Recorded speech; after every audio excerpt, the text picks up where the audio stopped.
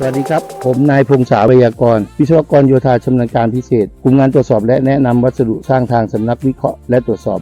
ผู้สมัครกรรมการดำเนินการหมายเลข 9 นโยบายเกี่ยวกับสหกรณ์มีดังนี้ 1. การส่งเสริมการออม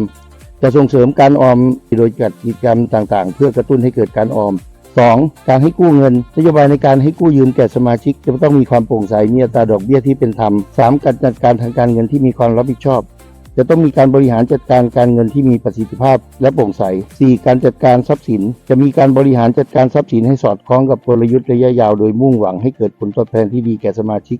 5. การฝึกอบรมจะมีการฝึกอบรมให้สมาชิกและผู้บริหารเพื่อเพิ่มพูนความรู้ความสามารถในการบริหารจัดการ 6. การมีส่วนร่วมของสมาชิกสนับสนุนให้สมาชิกมีส่วนร่วมในการตัดสินใจและบริหารงานของโครงการ 7. การสื่อสารข้อมูลข่าวสารการจะทำช่องทางการสื่อสารที่มีประสิทธิภาพเพื่อแจ้งข้อมูลข่าวสารเกี่ยวกับกิจกรรมต่างๆ 8. การส่งเสริมสวัสดิการสหกรณ์อาจมีการจัดตั้งโครงการสวัสดิการต่างๆเช่นโครงการประกันภัยหรือสวัสดิการสุขภาพ 9. การปฏิบัติตามกฎหมายต้องมีการปฏิบัติตามกฎหมายและระเบียบที่เกี่ยวข้องอย่างเคร่งครัดสโลแกนร่วมสร้างสุขในการออมที่มั่นคงและยั่งยืน